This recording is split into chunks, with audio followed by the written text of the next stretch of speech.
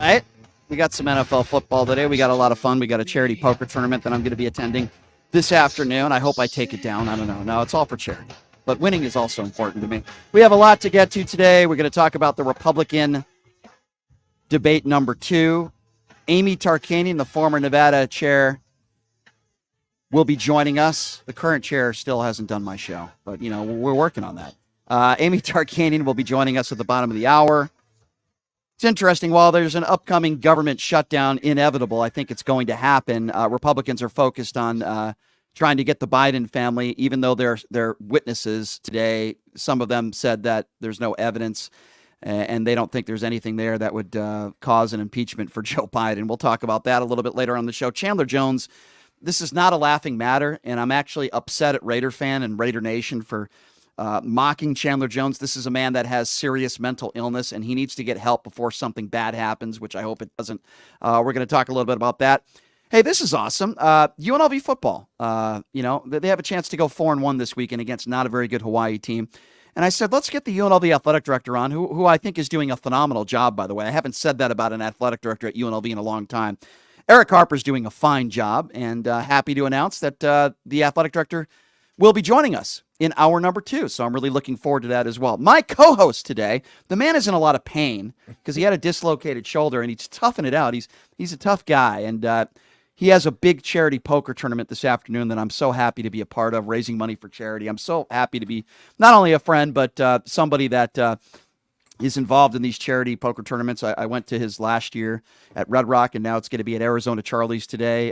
Show up at 4:30. Tournament starts at 5:30. Of course, I'm talking about Blake Guinn from Keller Williams Group joining us in studio, and he's going to be giving me commentary as a Republican from a Republican's point of view. Absolutely. Yeah, Blake, good to see you, my friend. Thanks for being here. Yeah, thank you very much. And this is really exciting. We're going to talk a little bit more later on in the show about this poker tournament today and raising money for the Ronald McDonald, and there's some other charities involved here as well, right? There are.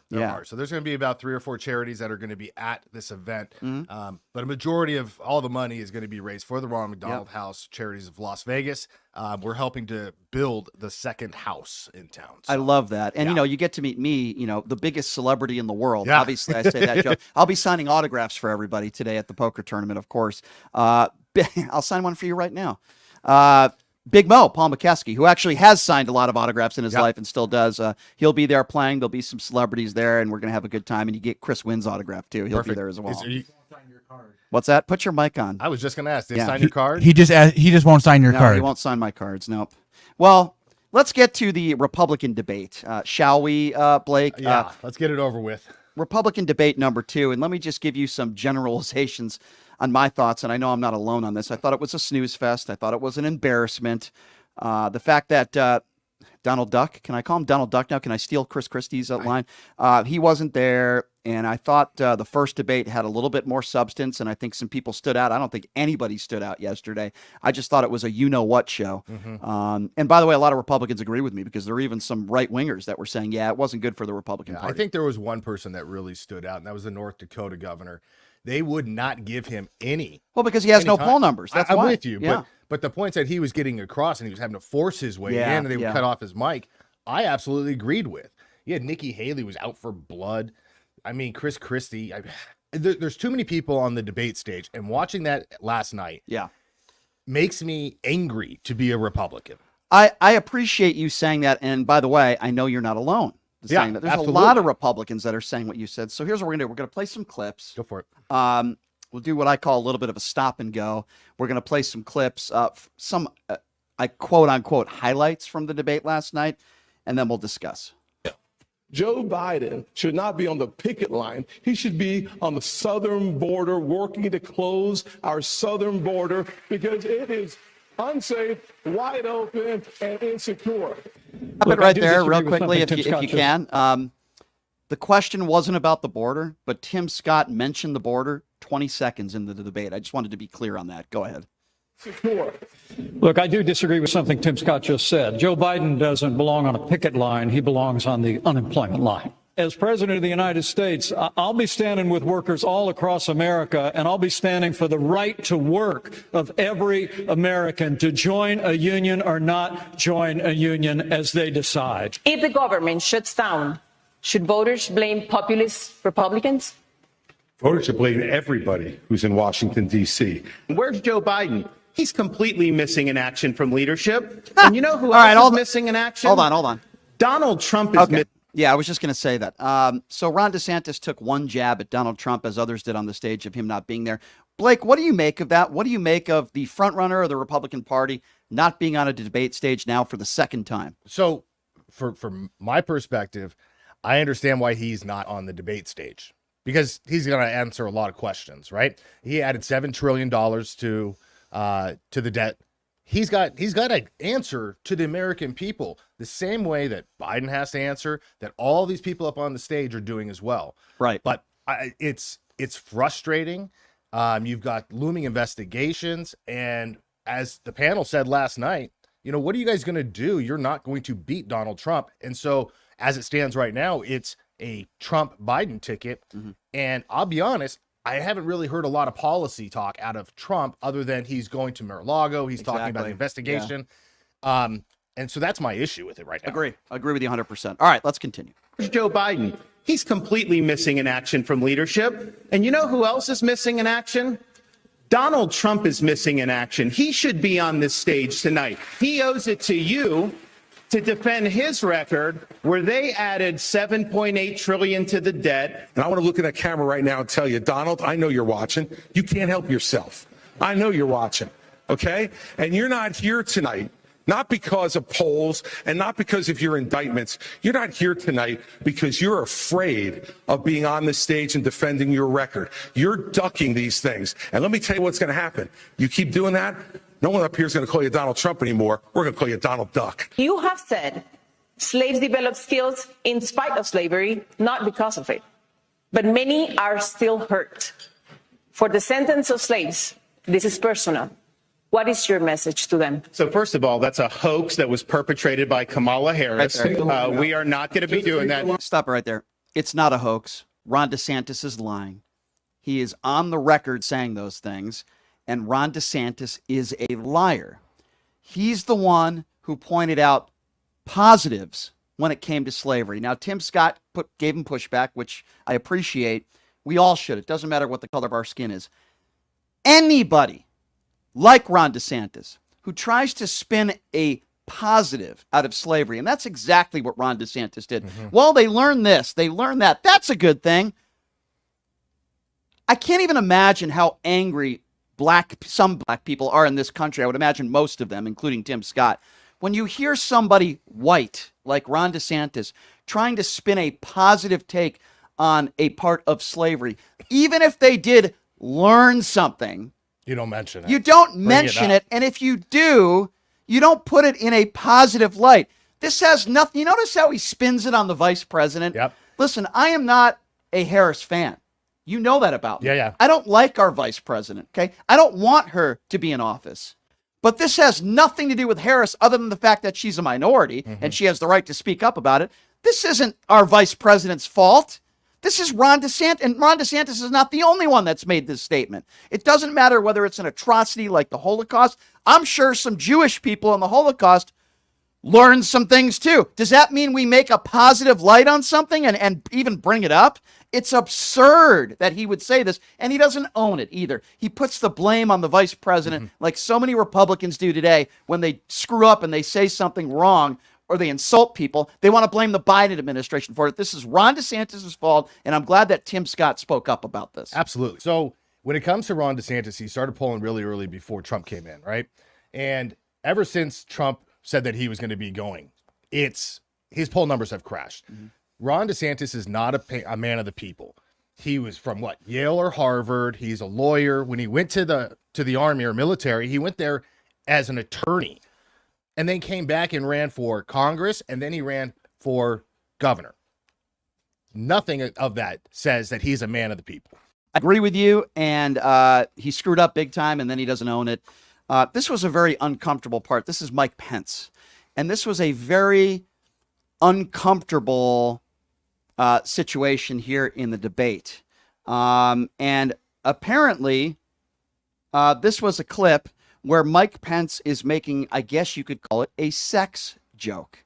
And he's talking about his wife and sleeping with his wife. It's just It's a very, very bizarre moment. Do we have that clip or do we have it? Okay, so let's start from the beginning here. So this is Mike Pence making a statement about sleeping with his wife. It's very bizarre. Have a listen to this. My wife isn't a member of the teachers union, but I got to admit I've been sleeping with a teacher for 38 years. And so full disclosure, my wife. Full disclosure. What the hell is he talking about? What? I think I know what he was trying to say, like sleeping in the same bed, but it came off as creepy.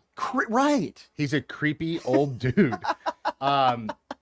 Look, everything last night felt so scripted, so robotic from everybody, from the Donald Duck quote, which unfortunately I think he really missed an opportunity there because Donald Duck's universally loved. Yeah, you got Trump is definitely not. That's true. You've got Vivek, who is coming off, and everything that comes out of his mouth is just a super right-wing talking point.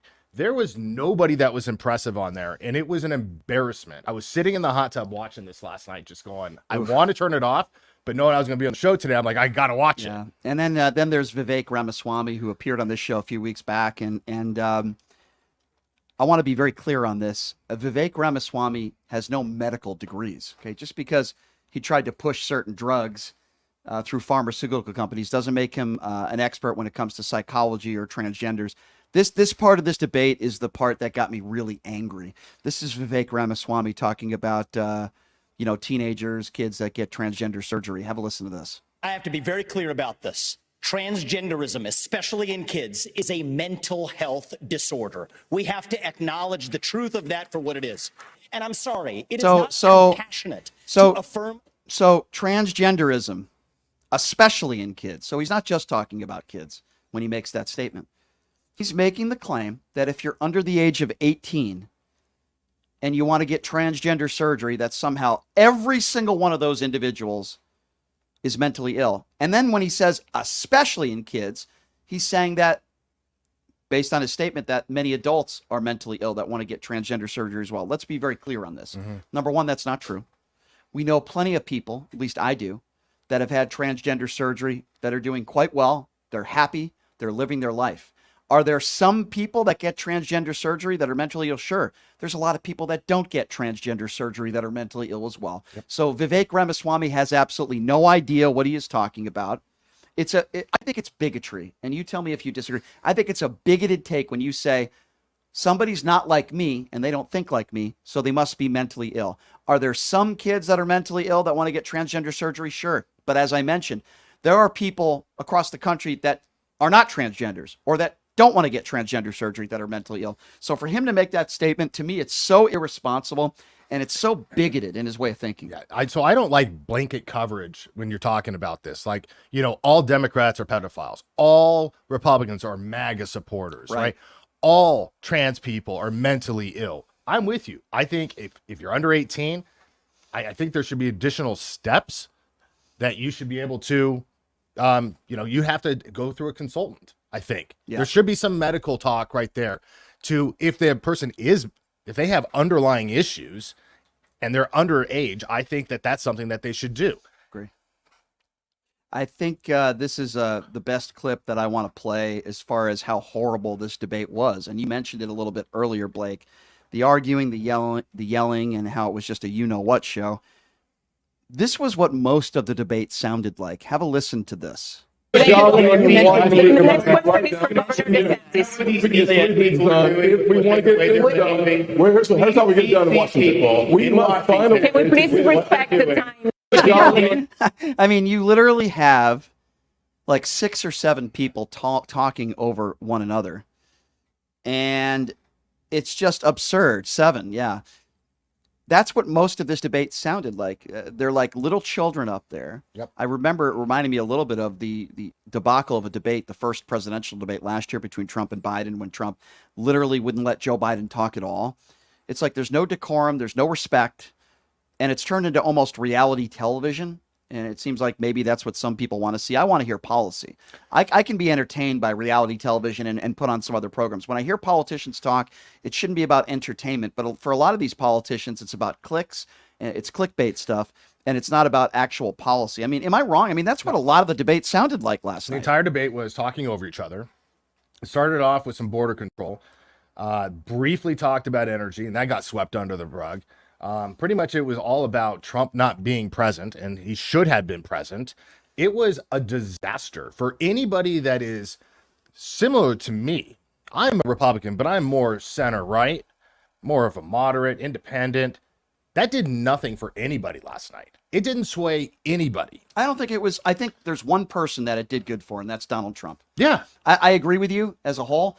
It wasn't good for Republicans. It wasn't good for Democrats. I don't think it was good for anybody on that stage. Well, and that's why Donald Trump's not going to these things. He's letting them, those 7 people, just self-implode right now. It was moronic, and it's unfortunate because there are a lot of issues, and we're going to get to some of those issues and what Republicans are focused on instead of Democrats these days. But, listen, somebody that I don't know if I'd vote for him, but I do think he's a smart guy, well-spoken, and he does represent some of the Democrats in what they stand for today pretty well, and that's Gavin Newsom. So Joe Biden wanted Gavin Newsom to go out there, and Sean Hannity invited him on his show, and just destroyed Sean Hannity with the lies that Hannity tells on his show on a daily basis. But anyway, as a whole, this is what Gavin Newsom felt about the debate last night. Have a listen to this. I'm having a great time, but if that was the best moment for Mike Pence, it wasn't a great night for our Republican friends. I mean, objectively, what are we going to be talking about, Rachel, in 72 hours?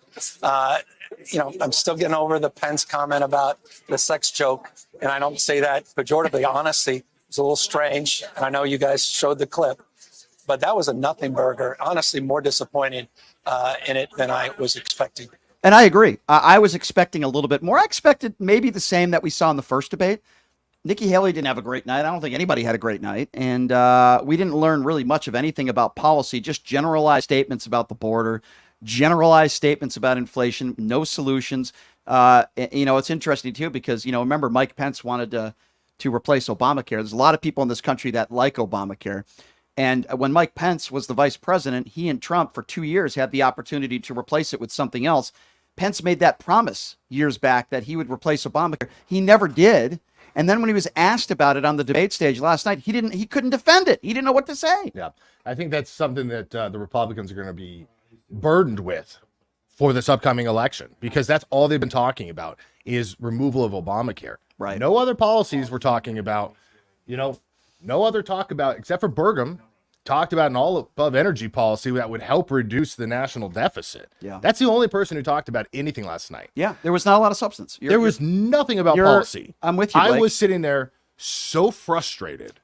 I agree. And you're not, again, I preface this by saying I spoke to friends like yourself, but I spoke to Republicans out there, lifelong Republicans that share the same opinions that you have. Not just me, Mr. Independent, that some people will call a libtard, which I'm not.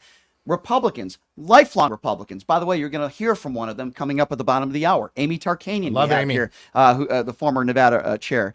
A lot of people said exactly what you just said that I spoke to. Republicans, no substance. Scott Jennings is somebody that I respect. I don't always agree with him. He's a Republican strategist. He made an appearance on CNN yesterday, and I want to play this for you. This is Scott Jennings live on CNN, literally moments after the debate. Again, a Republican strategist. Listen to what he said about the debate last night. I mean, we're all sitting there watching this. The lighting was bad. The set was bad. The questions were weird. The crosstalk was just maddening. The graphics. The fighting, the constant vitriol with each other. I thought the last of it was better. I mean, I think that the next one, DeSantis and Haley, will be at the center of the stage again. Some of these people likely won't make it. But the real question to me is, has the Republican zeitgeist just moved on from even the possibility that we wouldn't nominate Donald Trump? Because right now, what do Republicans believe? They believe Trump is the most electable. For months, we thought, who can make an argument about electability? Well, Trump's already won that question. And at the same time, Biden's having a high-speed come apart, if you look at these national polls right now. So Republicans are like, Trump's beating this guy. We can't lose to this guy. And we're finally going to get vindication. I don't need someone more electable because Trump's going to beat him. Well, and I don't know that a debate or a TV ad or anything else is going to change that. I agree. You agree with him? I mean, I agree with everything he said there. There's a Republican strategy. I agree with him. I think he's being honest. Was it Reagan's speechwriter came out? Also condemned this whole entire process? Yeah, what would Ronald Reagan say about that debate? Holy smokes. Rolling in his grave. Again, I want to listen to a debate that is about policy. Agree. Stop fighting with each other. Doesn't matter. I don't care about Nikki Haley and the stupid drapes that, apparently Obama. And then did you give him back? I mean, who cares? Yeah. Nothing last night was talked about to better our community. Not one. Very disappointed in Nikki Haley. I thought she had a really good first debate, but it seemed like the time she got most animated was about Vivek on TikTok. I mean, absurd. I'll defend TikTok on that one. Let's take a few calls here. 702-221-7283. And again, that number, if you want to be a part of the program, 702-221-7283. Let's start off with Paul. Paul, what's going on, man? How you doing, man? Hey, doing good, Paul. I just wanted to say, I've called a couple times. I was a Republican for a long time, and I'm Democrat now, but I'll vote for left, right, middle, up, down. I vote for the best candidate. I just can't believe that we've gotten to such an unserious point in our country that whatever that dumpster fire was last night, that any of those people felt even partly qualified to be vice president. Like, I just don't get it.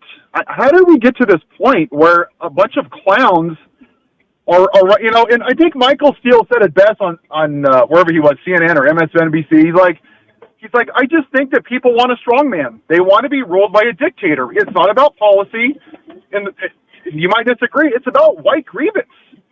They feel like their white country is being taken away, and anything that gets in the way of that is so. Paul, right? So Paul, it's a valid point. I don't know if every Republican feels that way, but certainly within the Republican base and the far right MAGAs, I would tend to agree with you. I mentioned this. Tim Scott, who is black, 20 seconds in the debate, the question wasn't even about immigration or the border, and he brings up the border crisis.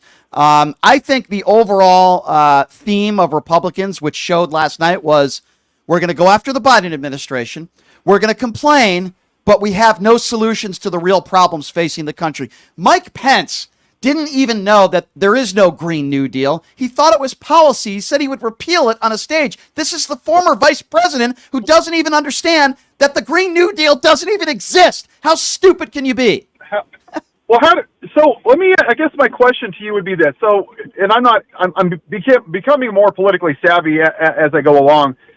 How do you get to this point where, like, your state is last in education, last in, money per hour in jobs, lowest in health care, highest in homelessness, but you still vote for the same people only to own the libtards? Like, you're owning your own damn self. Well, That's a good point. How do you get to that point where hating another group of people is more important, even if you vote against your own best interest? And you know what? How do you fix that? And Paul, to what you are exactly saying, Ron DeSantis was questioned about his record in Florida on a number of issues that aren't ranking very well. And he had no defense. The only defense he had was, well, we're very diverse. He couldn't defend his own record. Mike Pence couldn't defend his own record. If you recall, they talked about Obamacare. And remember years back, Paul, when Pence said that he wanted to replace Obamacare? He had 2 years to do it with Donald Trump. They never did it. And then when he was asked about it, he had no defense for it. To answer your question, listen, there are people in this country that are going to vote one side or the other. Doesn't matter. And I'm not one of those people. I vote for Republicans and Democrats, but there is nobody on that stage. Nobody on that stage. I don't want Joe Biden to run again. I've been very clear on that. But there is nobody on that stage after watching the debate last night where I said I would vote for one of those people over Joe Biden. I was actually on the fence when it came to Nikki Haley after that first debate. I thought she was terrible last night. And it just it's very disappointing, Paul. And I appreciate the call, my friend. Please call back anytime and be safe on the roads. Don't get too angry like I do. Paul, I appreciate you, my man. Thanks for calling in, buddy. Okay. Later. Yeah. Am I wrong? I mean, no. I thought Nikki Haley sucked last night. Look, this is what we're going to have when all said and done. It's going to be another Trump, Biden. Yeah. I have my issues with both of them. I don't want to hear that debate, if a debate even happens with Biden. Yeah. He's got some issues when it comes to talking, and I just can't see that looking good on a debate stage against Trump. I just can't. Well, I think we saw what happened 4 years ago, 5 years ago. We saw what happened, and Trump tried to walk his way over Biden. Nobody wants to see Trump versus Biden. No. I'm one of them, right? But at the same time, we have to be realistic. 99%, it's going to be Trump versus Biden. 100. I'm in the party where it's 100%. Yeah. I mean. Well, the reason why I say 99%, I couldn't say this, but both are up there in age. 100%. You know what I'm saying? But that's what's going to happen. I don't see anybody out there that voted for Biden in 2000 that automatically says, you know what, I think I'm going to vote for Trump. But we'll see what Amy Tarkanian has to say. He's Blake Guinn from Keller Williams Group. We're going to talk a little more about his poker charity event coming up in hour number 2. At the bottom of the hour, coming up here after we take a break, the former Nevada Republican chairwoman, Amy Tarkanian, is going to be joining us here on the show and get her take on what was, I thought, a you-know-what show last night, the second debate of the Republicans at the Reagan. It's so crazy that, you said it best, Blake. Reagan would be rolling around in his grave if he actually, if you're able to see that debate. It was a complete debacle. Anyway, Amy Tarkanian's going to be joining us next. We'll take a quick break. Be back right after this. He's Blake Guinn. I'm Brian Shapiro. It's Pushing the Limits right here at KSHP.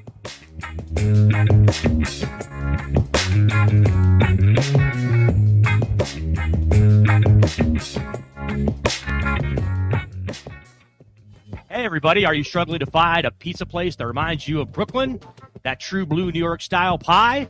Well, worry no more. Stallone's Italian Eatery Pizza is a knockout. We're located at 467 East Silverado Ranch Boulevard, just off of Premium Road, half a mile east of South Point Casino, just minutes from the Las Vegas Strip. Come by and grab a slice of pie. Plus, check out our Brooklyn-inspired Italian cuisine. Our sandwiches are super. Hero, that is. Because why be a sub when you can be a hero? Stallone's Italian Eatery is here to serve you phenomenal food, Vegas. Forget about it.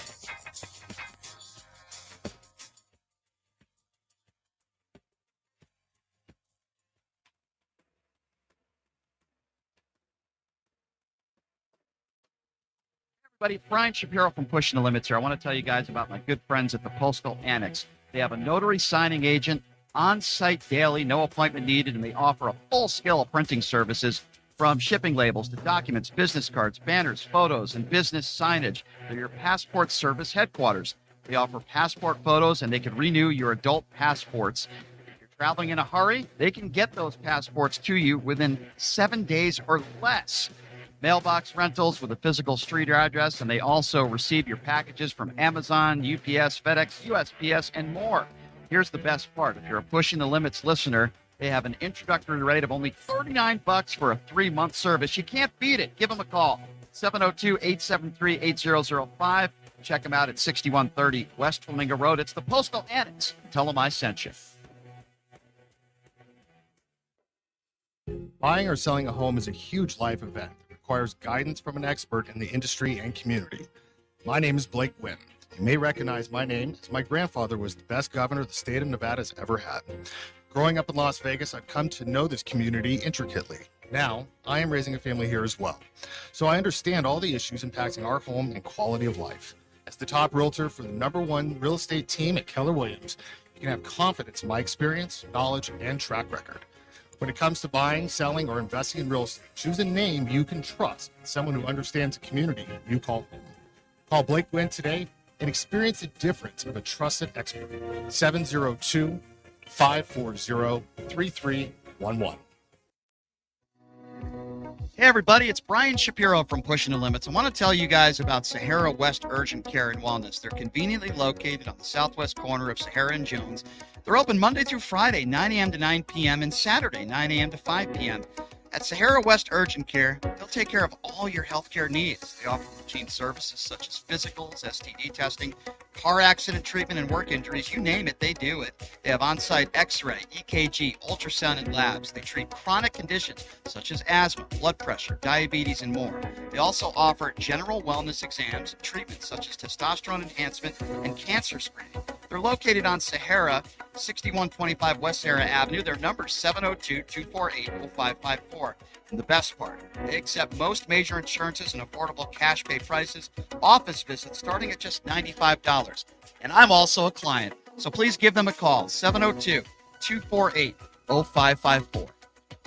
The best choice for convenience, comfort, and value, My Place hotels are ideal for both short-term and long-term travelers. The rooms at My Place features pillow-top mattresses, microfiber bedding, and a variety of soft and firm pillows. All extended stay rooms offer their own kitchen, which includes a full-size refrigerator and a cooktop. On-site laundry facilities are also available for extended stays at pet-friendly My Place hotels. Book your stays online at myplacehotels.com. My Place Hotels, St. George and West Jordan, Utah. Make My Place your place.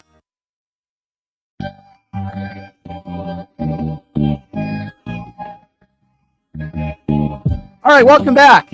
It is Pushing the Limits on a Thursday. We got Blake Guinn in the house. Of course, we all remember his late, great Kenny Guinn, the former governor of the great state of Nevada. Kenny was just such an incredible governor, and I can see that Blake has a lot of that goodness from his grandpa. He's a great guy, and we're going to dive deep a little bit more into this charity event he's doing today. But, I figured what better person to have on than to talk about this second Republican debate. She's opinionated. She's honest. I certainly have a ton of respect for her. And that is, of course, the former Nevada chair herself for the Republican Party, Amy Tarkanian, joining us right now on the line. Amy, thank you so much for being here. Good to see you. How are you?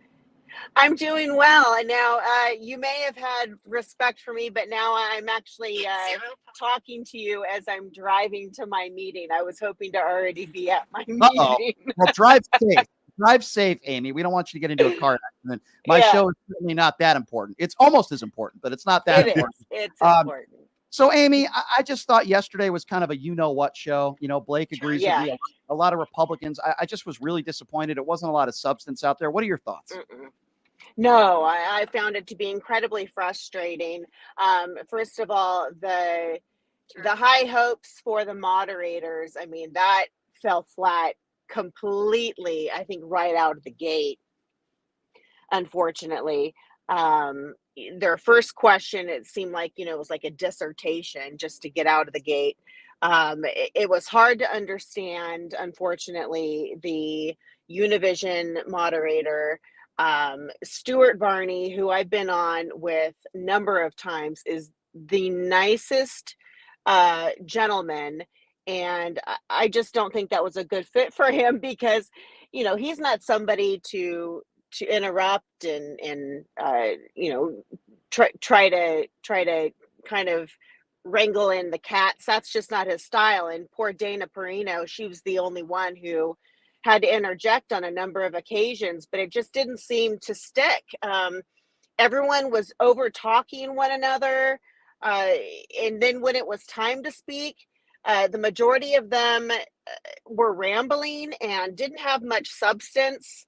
I know some people are impressed with Vivek, which I don't understand.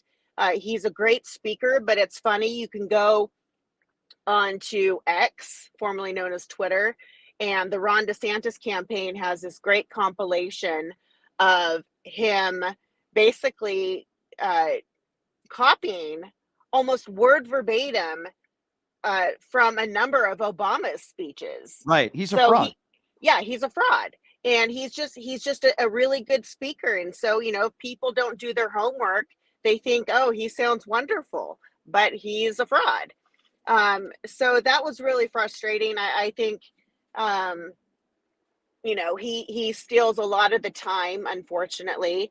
And I do think, though, however, if you had to pick a winner, I think that Ron DeSantis did very well this time, considering that it was a you-know-what show compared to his first So I agree. appearance. I agree that Ron DeSantis did better than I don't know if I'd call it a good performance, but I agree with you that it was better than his. It was better. His first performance. But What I did you still make? think I liked Nikki Haley and Chris Christie. But I know in the end, Chris Christie, he's not going to make it through a primary. It's not going to happen. As a woman, as a mother, as a wife, I have to ask you this. How awkward was it when Mike Pence appeared to make like some sort of sex joke about sleeping with his wife? I mean, how awkward was that? What did you make of that? Yeah, that was bizarre. First of all, he's usually he's usually on, and it seemed like his cadence was off, his presentation was off. And I'm not a Mike Pence fan, but I think he had probably one of the worst debates that I've ever seen him participate in.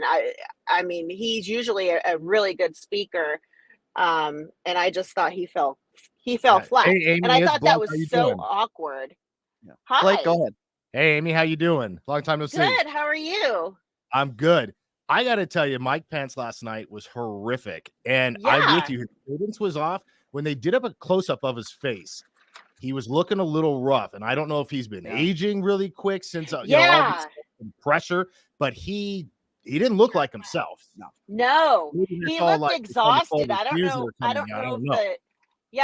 if the lighting was just terrible, or he didn't sleep well, or all of the above, but it was not pretty. I think the only thing that could have made the night worse for Mike Pence is if a bug flew on his head. That's about the only thing that made it work. That would have actually made him interesting.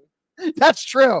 What did you make of Vivek with no expertise when it comes to medicine? I don't think he does. I mean, I know he pushed pharmaceutical drugs, but that doesn't make him an expert on the psyche of a person or transgenders. And he makes a gross assumption. I think it's disgusting that everybody under the age of 18 that wants to have transgender surgery is mentally ill. While I'm sure there's a part of those people that are mentally ill, to make the claim that to me, it's just so insulting and absurd. Yeah, I mean, he definitely has fine-tuned the red meat, right? And so he knows that the primary voters have a problem for the most part. Not all of them, but at least like the Iowa voters, those are going to be your far right evangelical types, the Mike Huckabees, the Rick Santorums, and that's where they're all headed first. So, he's really good at throwing out the red meat, and I don't know if he truly believes it or not. But I think, it's, one of my dearest friends is trans, and she will flat out say that, she has body dysmorphia. And so we know that medically, yes, that is an issue for people who feel that they need to go this route. Now, to say, though, that they're all mentally ill. Yeah, mentally ill. I mean, that's not kind, first of all. No, it's not. It's not. No. And if you're a Republican and you want to start winning the popular vote in presidential elections, which Republicans have not been very successful with that, I don't think it's a smart move to insult an entire group of people like that. And that's exactly what Vivek is doing. And by the way, there's plenty of mentally ill people in the world that are not transgenders, that have not had transgender surgery. Oh, 100%. Yeah. Charlie Kirk. Let's talk about him for a second, because Charlie Kirk puts out a video of a transgender woman attacking a girl in a high school and says, oh, and they're not mentally ill. And I said to myself, okay, that's terrible. We don't want any violence in our schools. But what about all the violence from people that are not transgenders? You'll never see Charlie Kirk. You'll never see Charlie Kirk put that up on social media unless it's a black person doing it. Like, it just, to me, it's so despicable. It is. And you can't lump any group of people into one scenario. And you're right. I mean, I know some fabulous people from the LGBTQ community. And, I know some not so fabulous people that are not part of the LGBTQ community. So it goes both ways. And so I think it hurts the Republican Party when you speak so crass. Yeah. You don't have to agree with people's lifestyle choices or decisions that they make for their own bodies, but you don't have to be mean about it. Yeah, I agree. Now, I know you don't speak for your husband, but I have to ask you, he's probably a little more to the right than you are, especially these days. What did he make of the debate last night? Because here's a guy who's been a staunch Republican his whole life, and now he's elected official right now. What did he make of the debate, and does he agree with you and me on what we saw last night? Oh, 100%. I mean, he thought it was, very embarrassing. He didn't learn anything. He always feels bad for the little guy. And so, poor Doug Burgum, getting the shaft and hardly getting any questions asked. And, so he was rooting for Doug at that point. But, he liked a little bit of what Ron had to say. He liked a little bit of what Chris Christie had to say. You could pick and choose certain things. Was there somebody up there that we were 100% sold on? No, but, it's unfortunate because I think really we're doing a disservice at this point. You don't want to tell people like, don't run, right? But I think at this point, if we really want to have, a couple of strong individuals who are not named Donald Trump as options, I think we need to narrow this down really quickly. And a number of these folks need to drop out. And I hate to say that, but I really think at this point, you're looking at, if you were going to have the top three, you had the top three last night with Governor DeSantis, Vivek, unfortunately, he drives me crazy, and then Nikki Haley. And then that's it. Everyone else just needs to call it a day. What would be your message? Well, let me phrase that this way, because we're going to talk about this coming up later, but we're looking at a possible government shutdown, as you know, Amy. I mean, the blame has to be put on Republicans if this does happen, and it appears like it probably will, I think. And while this is all going on today, Amy, on Capitol Hill today, they're focusing on the Bidens, and some of their star witnesses today who testified said that they haven't seen, quote, any evidence to support an impeachment. That's what the Republican witness, I say Republican witness because the Republicans found these people. And here we're looking at a possible government shutdown. I mean, I think America's angry. There's a lot of people that are upset. What would be your message, and what do you make of that? Well, I caught some of it. And Jonathan Turley, who is very well known, he's always on Fox, so Republicans know who he is. He was actually, oops, sorry, hold on, let me turn that off. That's all right. I'm here. No, I'm here. He actually said that it should go to a vote.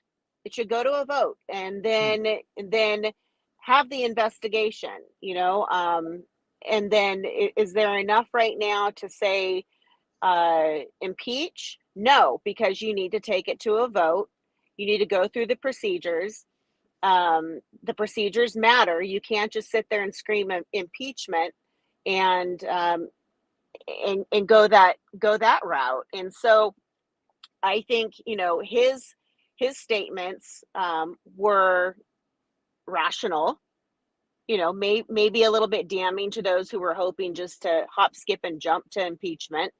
But he went through the way that you're supposed to approach this type of situation through the Constitution, and that it is what it is. You don't have to like it, but that's the rules. No, you're right. I know you got to get going. I want to ask you one more question. If you had to, in a few sentences, your message in 2023, we're what, a little more than a year before the elections. What would be your message to Republicans across this country? You're a lifelong Republican. I know you have a lot of frustration with the MAGA Republicans these days, as do I. What would be your message? I mean, you've been in public service, you and your husband, you've been around a long time as the former chair here in Nevada. What would be your message to Republicans right now? I would just say you need to do your homework. It's not acceptable just to go on Facebook, go on X, and expect all that information to be on the up and up. You've got so many conspiracy theories, floating around on a regular basis now. I can't tell you how many people who I thought at one point were intelligent, and they're reiterating some of the rhetoric that's out there, and it's dangerous. And I think the fact that here in Nevada, at least if you're a Republican, it's unfortunate that we have a state party that is choosing to supersede a state mandated primary, and it's done in a safe manner. And I actually think that our Secretary of State Cisco Aguilar is doing a phenomenal job. If they would actually take the time to maybe meet with him and listen to everything that he's got in the works, it's very impressive. And he's going to be overhauling a number of systems that are going to probably take, upwards to 2 years but it's been a long time coming and he's actually doing it. So when you hear Republicans saying, oh, well, he's a Democrat, he must be the devil. No, he's doing a really good job. And in fact, that's the meeting I'm going into right now, is for the committee that I sit on for participatory democracy for the Secretary of State. And he sits there and he listens. Yep. And I think it's fantastic. So, do your homework and just don't sit there and listen to rumors and read conspiracy theories. Read different articles. Don't just read Breitbart, which is, one-sided. Don't just read, don't just watch CNN. That's one-sided. You've got to mix it up.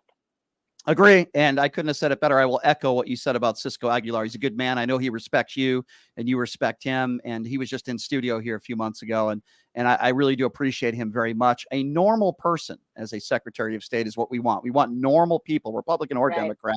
And you're one of those, Amy. You know how much I respect you, and I appreciate you always taking the time to join us. We'll let you go into your meeting now. Please, regards to your husband, and look forward to having you on again down the road, Amy. We hope we have a better debate than we had last night. Appreciate you coming on. Yeah. Thank you.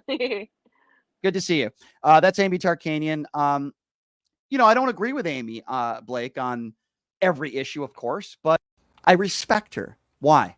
The same reason I respect somebody like a Mitt Romney or a Liz Cheney or an Adam Kinzinger, because there are certain people that are current politicians or former politicians that are willing to do the right thing and say the right thing and call out behavior that is unbecoming of, say, a former president, even if it could hurt their political career. And those people that I listed do that. And I know your grandfather was the same way. Yep. And I know your grandfather didn't play these partisan political games. Now, things were very different back then when your grandfather was governor. 100% they were different. Like, what do you think your governor would say about the debate last night? Well, I can tell you my grandfather was all about decorum, and there was no decorum. Yeah. There was no policy talk. It was an absolute shit show. And we can't say it enough. Nothing was gained from it. Not one voter is going to change their mind. I might, with the North Dakota guy, I was like, wow, I was impressed with him. Yeah, he had a good debate, but they didn't let him talk. They didn't let him talk, but he doesn't have the polling numbers. Yeah. Nobody on that stage has the ability to beat Donald Trump. No And chance. So the only way that can happen is you have to get Donald Trump on that debate stage. That is the only way, and you put everything out in front. Did he do some good things? Yep. Did he do some really bad things? Yep. Let's have a discussion about it on stage in front of a national audience. Yeah. Let's get to the bottom of it. Stop pussyfooting around, if I could say that. Well, I got to tell you somebody that I'd like to see debate Donald Trump. That would be Gavin Newsom. And by the way, I'm not even saying I would vote for Gavin Newsom. I know some people that I trust that don't say he's the nicest person personally. But I'll tell you this. I am a little concerned about Joe Biden's debating skills because of his age, not because I think he's this horrible guy. And maybe, I'll open up the phone lines. Maybe there's people out there that disagree with me or agree, Democrat or Republican. I'm a little concerned with Joe Biden's debating skills. The number is 702-221-7283. And again, the number, if you want to be a part of the conversation, you feel free to call in now. 702-221-7283 is the number to call in. But I'm still not worried to the point that I think Joe Biden would lose to Donald Trump. I don't care what the polls say. I can tell you that there's not many people that I've spoken to that have voted for Joe Biden that have switched and said that they would vote for Donald Trump. I don't think I've ever asked you that question, have I? No, I knew that question was going to be coming. I don't think I've ever asked you that question because you're a lifelong Republican, but you're what I would call a very reasonable Republican. Look, I have voted for Steve Yeager. He's helped me out politically. Zach Conine. I have voted for a handful of Democrats. I do vote for what I think, in my mind, is the best candidate to represent me. Yeah. If my options are Donald Trump and Joe Biden, I'm probably going to be looking at the no-name party or whatever the heck that is. I mean, I'm going to vote, but I mean, now I'm pigeonholed. If I vote for Donald Trump, then I'm a bad guy. Yeah. If I vote for Biden, I'm a traitor. So I'm screwed either way. And that is a majority of Republicans. And that's what we're dealing with right now. We're pissed off. It's not a good situation to be in. All right. Opening up the phone lines at 702-221-7283. Let's go to John. John, what's up? Yes, this is the FCC. I'm having a busy week. I'm going to be fining Blake Guinn $325,000 for saying the S word. That is one of the 7 dirty words. Thank you, John, for the you phone buy a call. house from me, I'll pay it. we appreciate that. Thank you for the phone call. I didn't know the FCC was listening. Thank you for listening, John. We appreciate that. Please tell them that the commissioner of the FCC, what's his name again? I forgot his name. Why am I forgetting his name now? I'm drawing a blank. I have no clue. I'll pay tell him him to leave Howard Stern alone. Oh, wait. He's on satellite radio now. They can leave him alone now. You know, we're at a time now, and we're going to talk about this after the break, where House Republicans are holding this hearing in an impeachment inquiry into Joe Biden. And we saw 8 investigations into Hillary Clinton when it came to Benghazi.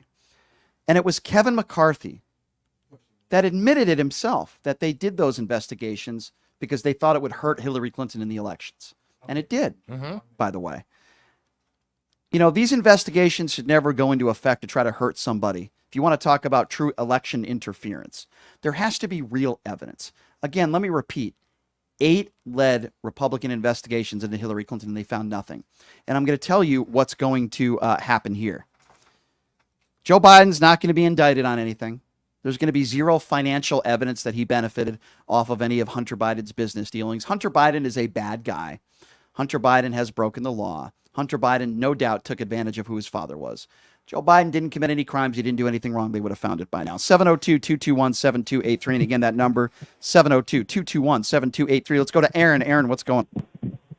It's a quick question. So when your guest says that, you know, he's in a lose-lose situation and has to vote for the non-prominent party, well, why is that? Why can't you? I mean, that's basically a non-vote. You might as well not vote at that point. Why can you just not tell people who you vote for and vote for who you think is going to be best in the scenario? Because I don't think either are going to be the best in either scenario. To say who I didn't vote for, I mean, look at it. I mean, families were broken over this Trump-Biden stuff. I mean, trashed. It is a miss. Yeah, you're right. If I go middle party, it's a no vote. So, again, I'm screwed either way. Nobody running right now represents my views. I don't like the Democrat side because I hate big government, I hate regulation, and I hate high taxes. So I am without a home currently, whether you agree or not. That's my personal opinion. Well, but then why even vote? Like, to say you're going to vote for the non-party, then why even vote? Because I don't want to be like Vivek and only have a 3-year voting. Okay, so Aaron, hold on. Aaron, let me ask you a question, if I may, sir. This is Brian now. Yeah. So I'm going to be honest with you. I didn't vote when it was Romney versus Obama. And the reason why I didn't vote is because I would have been okay with either of them winning. That's why I didn't vote. Now, when it came to Hillary and Trump, I'll be the first one to tell you I made a huge mistake. I was never a Hillary Clinton fan. I'm still not a Hillary Clinton fan. But I should have voted for Hillary over Trump, and I didn't. I didn't vote either because I didn't like either of them. So here I have one election where I like Obama and Romney, and I still like both of them, by the way. And I have another election where I don't like Hillary or Trump. You know, some people decide to vote. Here's one thing I didn't like about last night. Is they're attacking Vivek Ramaswamy for not voting. I think that's the last thing you should attack Vivek on. There's plenty of other things. I just think people died in this country to give us the freedom to exercise our rights to either vote or not vote. And and I'm not saying you're doing this, Aaron, because I don't think you are, but I don't like certain people that say, oh, well, if you didn't vote, you don't have a say. I'm not a Colin Kaepernick guy, but people were attacking Colin Kaepernick for taking a knee because he didn't vote. I just think that's absurd. I think as Americans, we have a right to vote or not vote. Do you agree or disagree? I completely agree with you. And for me, like, I don't like Biden. I don't like Trump. I didn't like Hillary. I didn't like Trump. Right. I voted for Biden. I voted for Hillary. Right. Just based off the sole reason that both my wife and I are victims of sexual abuse. And I can't vote for somebody who has 20 plus some whatever sexual allegations. I understand. And I'm so sorry I'm sorry to hear that. Yep. It's as simple as finding a little thing like that. You don't have to tell people why you're voting for somebody. Sure. But it's as simple as finding one little thing that you support or you don't support. Yeah. And by the way, Aaron, I'll go on to say that's not a little thing. First of all, I'm sorry. I'm so sorry that happened to you and your wife. That's terrible. And number two, you're 100% right. For the record, I did vote for Biden. Now, that was one of many reasons why I didn't vote for Trump. But when you have 25 women that have accused Trump of sexual assault or rape. Oh, yeah, by the way, Donald Trump is a liable rapist. That was proven in a court. I'm 100% with you on that. And if there's one thing I will say about Joe Biden, it's that he is a man of empathy. And when he speaks about loss and when he speaks to victims, I believe it is from the heart and it's not a photo op. And I don't think Donald Trump has 1 ounce of empathy in his body. Yeah, and part of it for me is I go back to when I was, I mean, this was probably the first Bush going into office. I'm 42. I lose track of time, but I remember asking my mom one day. She came home. It was voting. It was election day. And I remember asking her, "Who did you vote for?" And Mom flat out said, "You don't ask people that. People don't tell you that."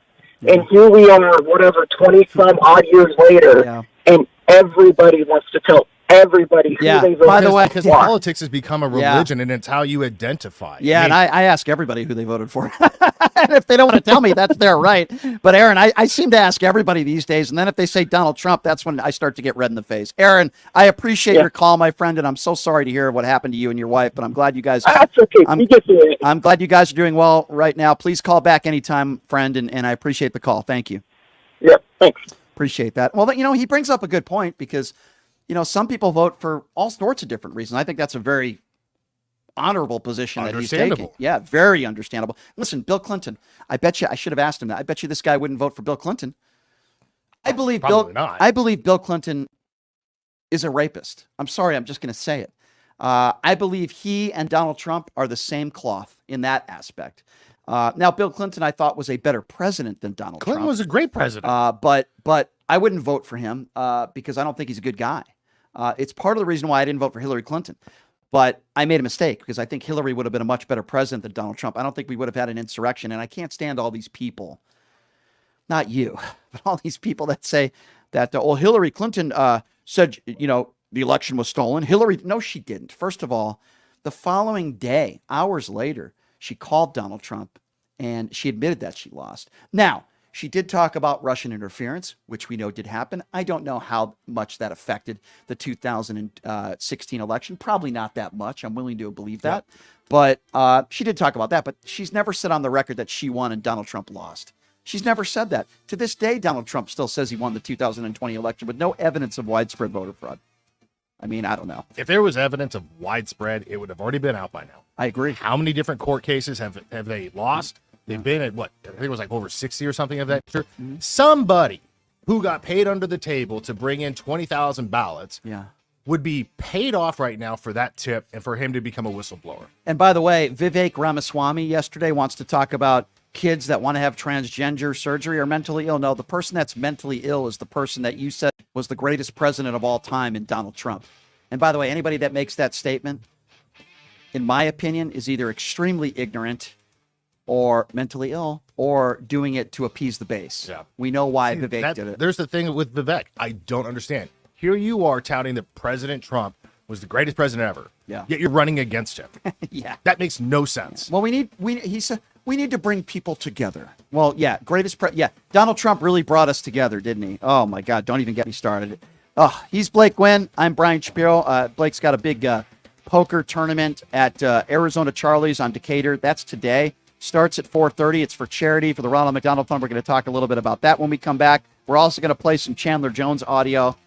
It's not funny. Some people are laughing at him. It's not funny. The man needs help. We're going to play that for you. We have UNLV Athletic Director Erick Harper joining us coming up in this second hour as well. Take a quick break. Be back right after this. Pushing the limits right here on KSHP.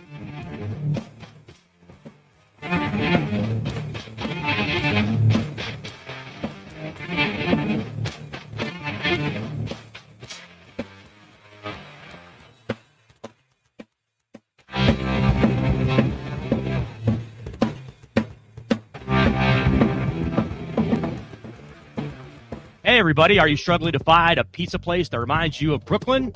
that true blue New York style pie? Well, worry no more. Stallone's Italian Eatery Pizza is a knockout. We're located at 467 East Silverado Ranch Boulevard, just off of Premium Road, half a mile east of South Point Casino, just minutes from the Las Vegas Strip. Come by and grab a slice of pie. Plus, check out our Brooklyn-inspired Italian cuisine. Our sandwiches are super. Hero, that is. Because why be a sub when you can be a hero? Stallone's Italian Eatery is here to serve you phenomenal food, Vegas. Forget about it.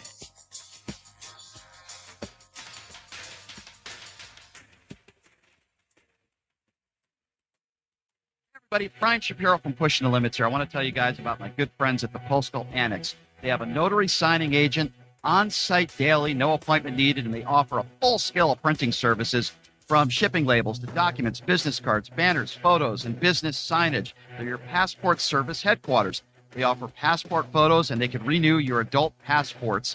If you're traveling in a hurry, they can get those passports to you within 7 days or less. Mailbox rentals with a physical street address, and they also receive your packages from Amazon, UPS, FedEx, USPS, and more. Here's the best part. If you're a Pushing the Limits listener, they have an introductory rate of only $39 for a 3-month service. You can't beat it. Give them a call, 702-873-8005. Check them out at 6130 West Flamingo Road. It's the Postal Annex. Tell them I sent you. Buying or selling a home is a huge life event. Requires guidance from an expert in the industry and community. My name is Blake Guinn. You may recognize my name as my grandfather was the best governor the state of Nevada has ever had. Growing up in Las Vegas, I've come to know this community intricately. Now, I am raising a family here as well, so I understand all the issues impacting our home and quality of life. As the top realtor for the #1 real estate team at Keller Williams, you can have confidence in my experience, knowledge, and track record. When it comes to buying, selling, or investing in real estate, choose a name you can trust, someone who understands the community you call home. Call Blake Guinn today and experience the difference of a trusted expert. 702-540-3311. Hey everybody, it's Brian Shapiro from Pushing the Limits. I want to tell you guys about Sahara West Urgent Care and Wellness. They're conveniently located on the southwest corner of Sahara and Jones. They're open Monday through Friday, 9 a.m. to 9 p.m. and Saturday, 9 a.m. to 5 p.m.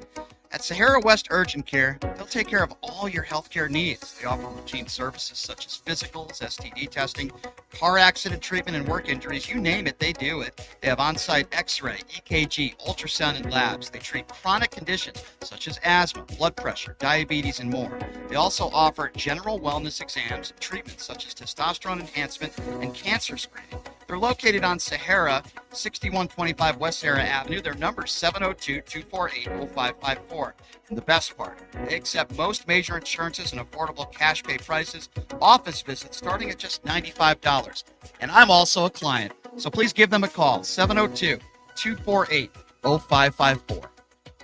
Shopping is always easy with the Radio Shopping Show. Whether it's shopping during any one of our live shows right here on AM 1400 or listening live on the KSHP app, you can always call in at 702-221-7283 to pick up great deals with your favorite host. Or shop 24/7 at kshp.com. Go to kshp.com and select Shopper's Guide to browse hundreds of businesses featured on the show.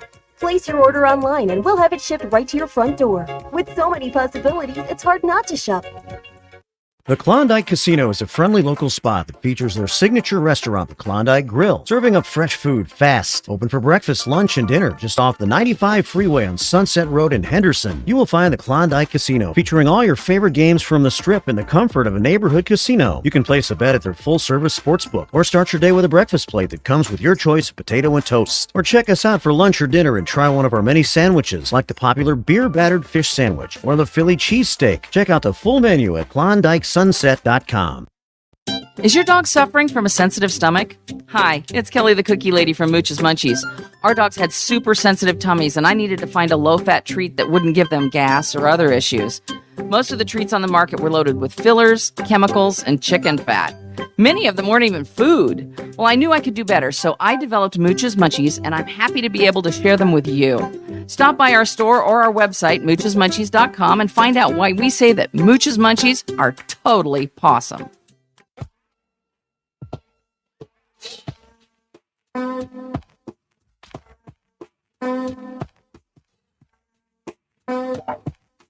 All right, welcome back. I want to tell you guys about my good friends at Sahara West Urgent Primary Care, located at 6125 West Sahara Avenue. I was actually in there the other day. I had a kidney stone.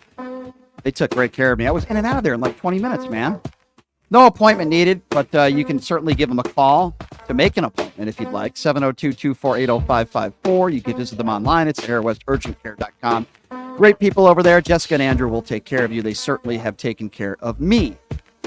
In studio with us, joining us, is Blake Guinn, who's got a big poker charity event that I will be attending. Big Mo, Paul McKeskey, bring your Milwaukee Buck jerseys. He's going to be there playing in this tournament for the Ronald McDonald Fund.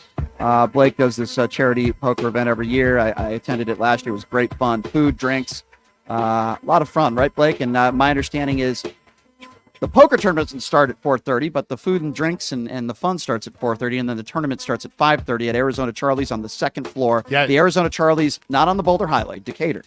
Yeah, so it's at the Arizona Charlie's off of Alta and Decatur. It's in the Diamond May conference room, which is upstairs. Super easy to find. At 4:30, doors open. We're going to have food for over 100 people. We're going to have a cash bar. And all the money that we're going to raise is going to be going to the Ronald McDonald House of Las Vegas. So come out, support a great cause, because, they take in sick kids and their families, and they help, fund some of the medical bills, and they house the family while these families are going through hell. And so it's all about the kids. And my good friend Thomas Hernandez will be there. Yeah. He'll be having a table. If Thomas appeared on our show when we were at Sapphire a few weeks ago, mesmerizing and an incredible story of in and out of jail several times in his life. And now what he's doing is he's opening up these rehab facilities, helping people with addiction and literally saving lives. Thomas is a great guy. He's a hero. And you get a chance to meet him and talk a little bit about what he's doing and what he's bringing to the Valley. So it's going to be a great event. I can't wait. Can't wait. I had a lot of buy-ins last year. I plan to redeem myself this year. But it's a lot of fun, and glad that I'm able to partner with Blake, a great guy who's just your entire family doing some wonderful things for the community. And I appreciate that, and I can't wait to be there. So loyal listeners, PTL listeners, come out there, say hello. Even if you don't want to play in the actual tournament, come by, grab a drink, say hello, and I'll buy you a drink. See what's doing. There you go. Blake will buy you a drink. What a man. What a guy. Even this guy down here who's talking hoot about me. I'll buy you a beer. We can talk in person.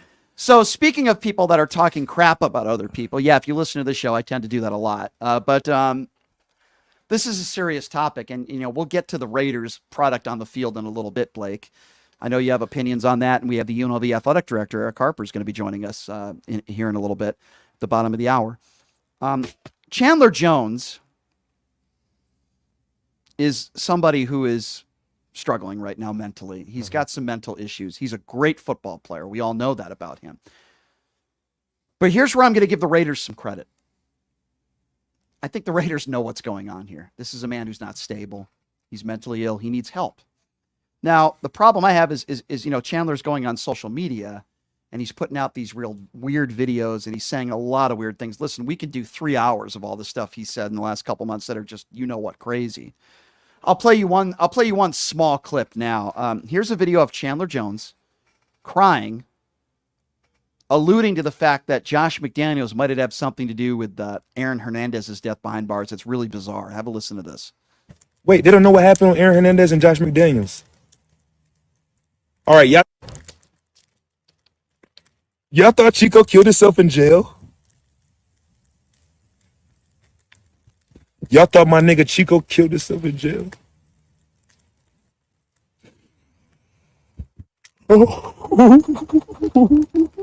All right, so we can, and sorry for the language there, but we can allude to the fact that Chandler Jones is not mentally well. He's not mentally well. He starts going into a diatribe. He starts crying, and he brings up Josh McDaniels with Aaron Hernandez, who is a murderer, by the way, and is now dead. He killed himself behind bars, and that has been proven. So I'm not sure what Chandler Jones is talking about, but this is somebody. Here's my concern. My concern is, here's a guy who, sure, he has money. He's a celebrity. He's not well. And when I mean not well, it's not like what you're feeling today or what I was feeling a couple days. I'm talking about mentally. Mm-hmm. He's not well. And we know that when people are not mentally well, they're liable to do bad things either to themselves or others. This man needs to get help. He needs professional help. And you see all the people that are teasing him online, the Raiders fans that are attacking him, that are mocking him. And I am not playing that to mock him or make fun of him. I am playing that to raise awareness and to tell people to stop. This guy needs help. I hope that his friends and family are doing what they can to help him, because this is somebody that is in dire need of some professional medical help. Yeah, I would agree. It seems that the Jones family is constantly kind of in the news for stuff that, whether it's drug related, mental health. What did he tweet the other day, that he was taken out of his house like forcibly? Yeah. And so, I mean, how about some updates? That's what I would like from the Raiders. I mean, show people within the league that you take care of your players, even if there's a huge disagreement. Because the Raiders right now need some good publicity. You're right about that. You've lived here your whole life, and having an NFL team here is super cool. When I talk about Mark Davis, I start out by always prefacing it by saying Mark Davis, I think, is a good dude. I think he's a nice guy. He's done a lot of great things for the community, and I think he's a nice man. I see the way he interacts with fans. I remember this was about a year and a half ago. Mark Davis, I believe at the time, was living at the Westgate, and he's someone who likes to go out and eat by himself a lot. It's interesting. Just different guy. And I'm at the Westgate, and I see him in the cafe sitting by himself. I'm a couple tables over with a friend, and I just went up to him, and I had interviewed him a couple times, and I don't know whether he remembered me or not. I don't go to practice every day, but shook his hand and said, "Hey, Mark, how you doing? How are you?" And I thanked him, and I thanked him for what I believe was the right decision that not a lot of NFL owners made, which was the decision of saying, if you're not vaccinated, you're not coming into this arena. Mark Davis did not have to do that. And I thanked him for it. And then I could see how much he appreciated that. And he said, listen, it wasn't the easiest decision, but I thought it was the right one. And we had a nice conversation. And this was literally like seconds after he fired the GM back then. And he had just told me, hey, it's not out yet, but I just fired blah, blah, blah. And since we were kind of talking about that, it was interesting. But yeah, he's a nice man. So I preface it by saying that. Not a good football owner. No, God. And when I say not a good football owner, I'm saying bad decision making when it comes to the product hiring. Yeah.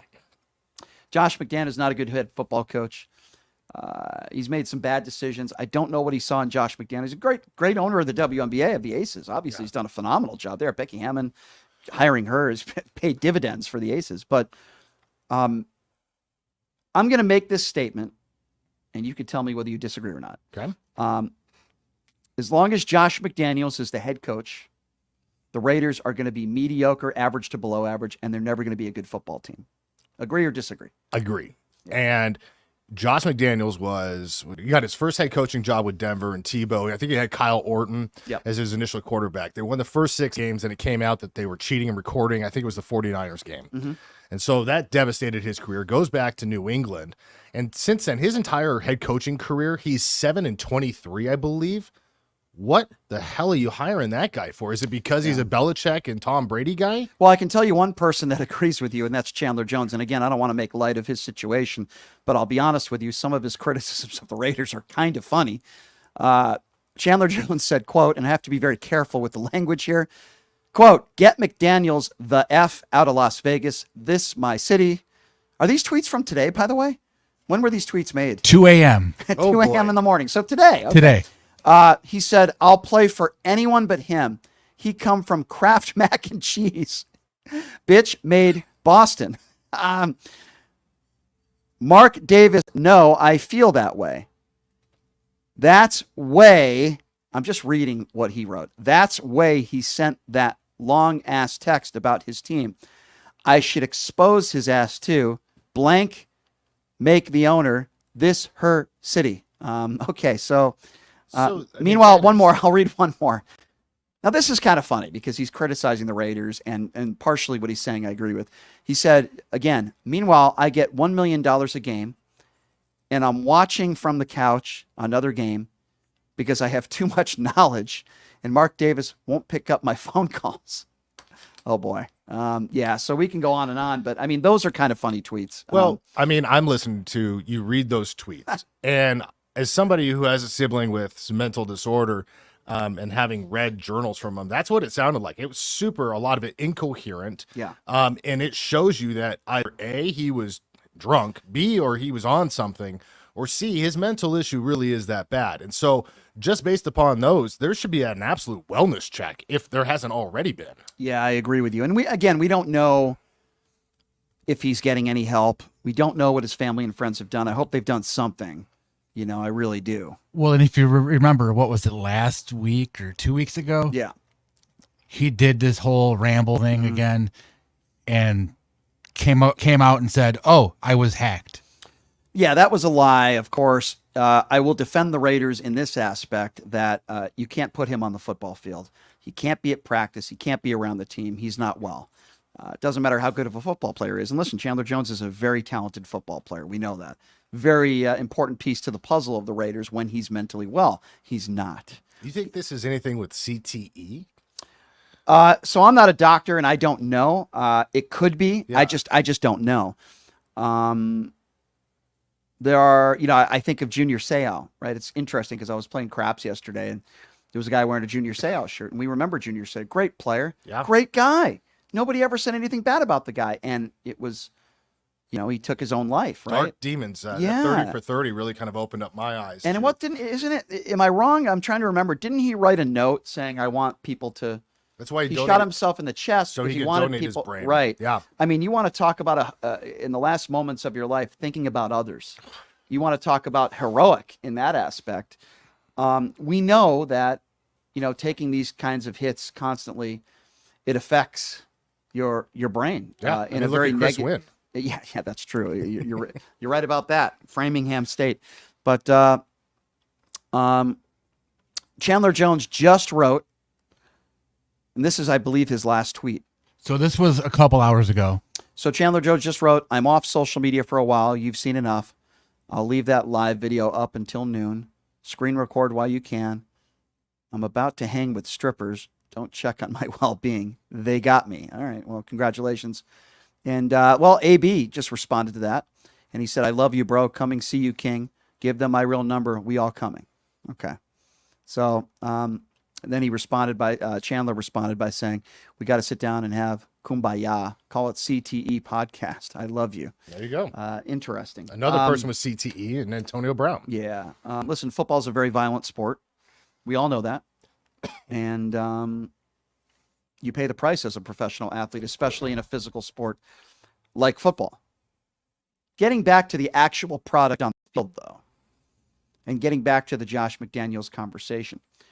They're not winning this weekend. The Chargers are going to beat them. They're not winning that game on the road.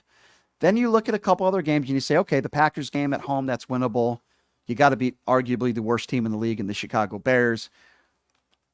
I mean, does that save face for Josh McDaniels? I don't know. And by the way, no win is a guaranteed win. It's not out of the realm of possibility that they're 1-7 or 2-7 after 9 games. And then Mark Davis is going to have a decision to make. I think there's going to be way too much pressure on him to pull the trigger. I think you're going to have to. Yeah. I mean, there's so many young coaches out there. Mm-hmm. I think the game has passed Josh McDaniels by. I mean, look at my coach, Mike McDaniels. I mean, the Dolphins are flying. The Dolphins are, listen, they have a great young coach who is a player's coach. Yep. Who is almost, when it comes to football, and I mean this in a positive way, he's a nerdy football guy. Yeah, and I love it. The guy is a genius when it comes to play calling.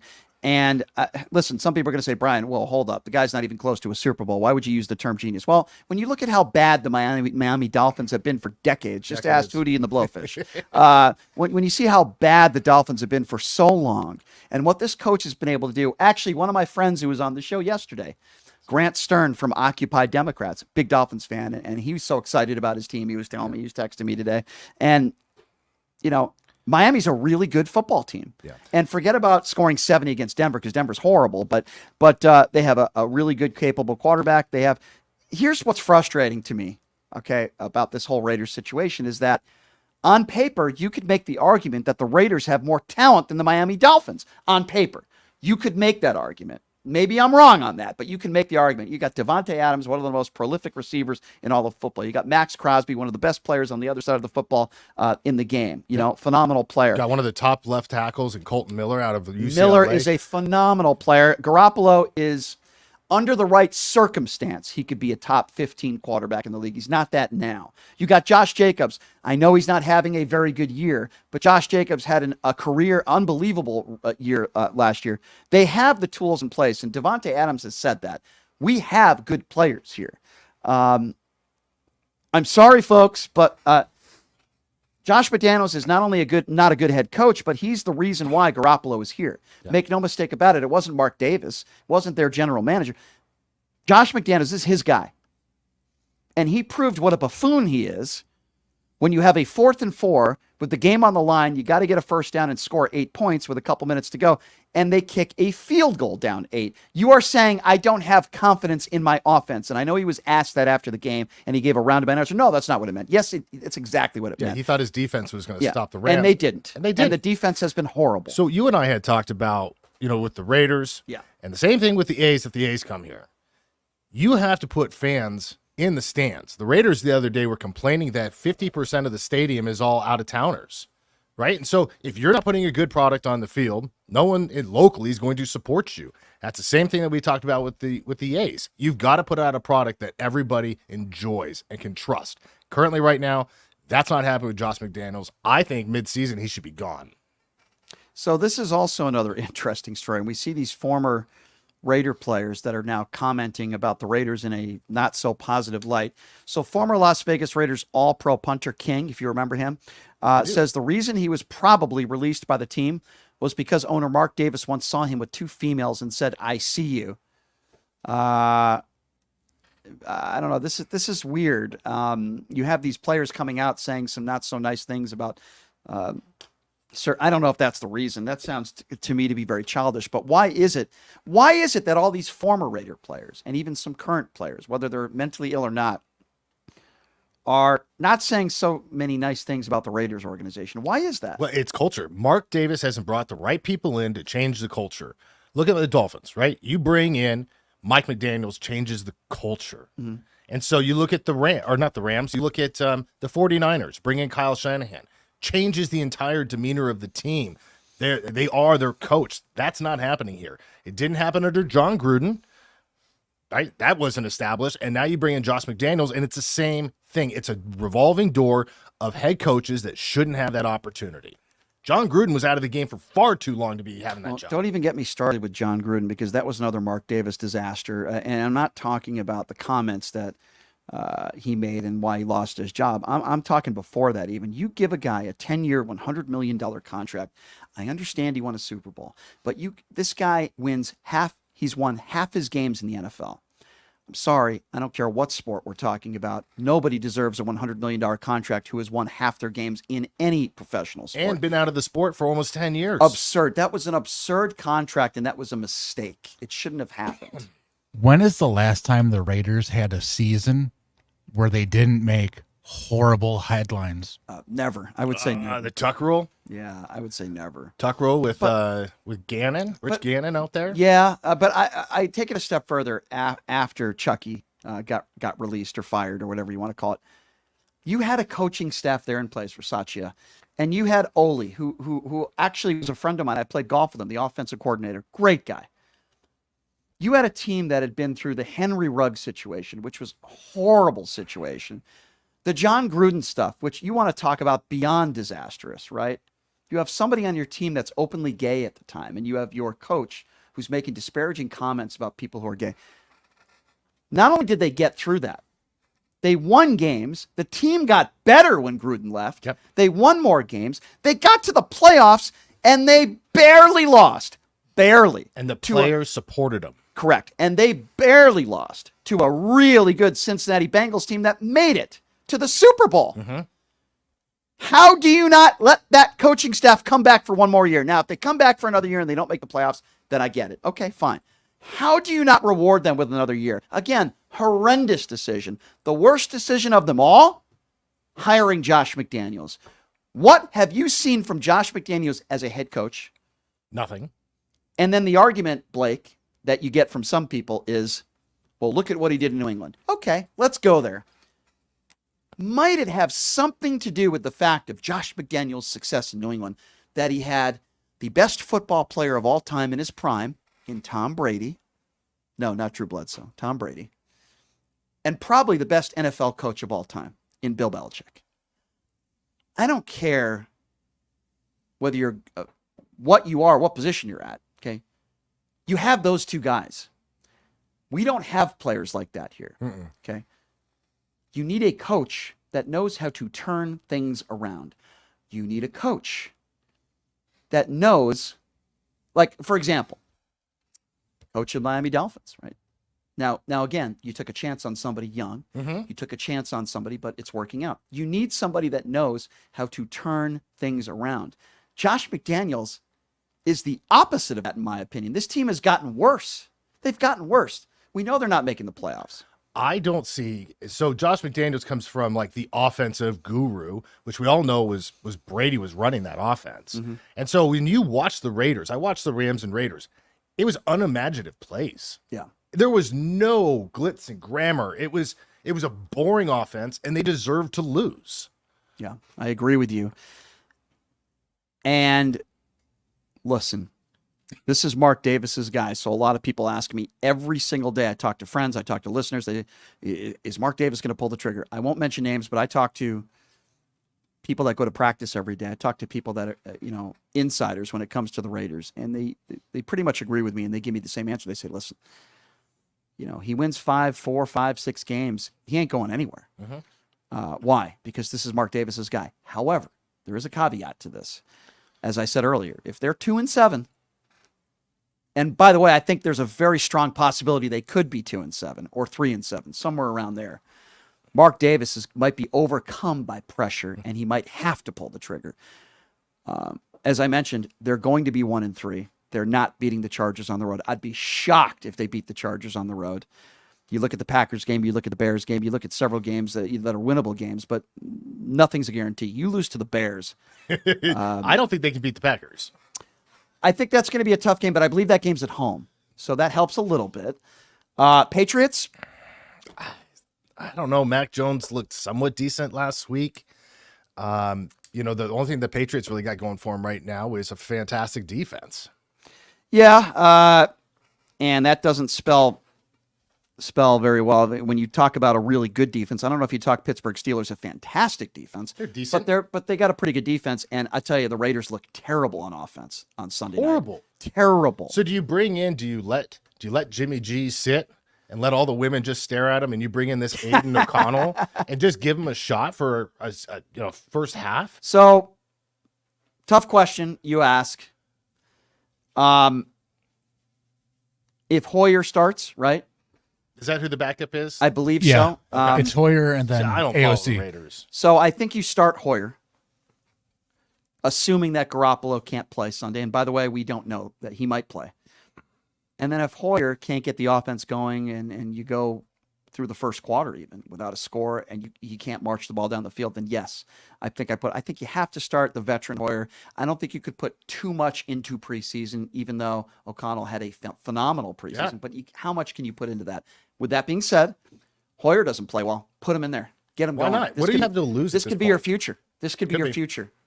So they're not making the playoffs this year. Sorry, they're not.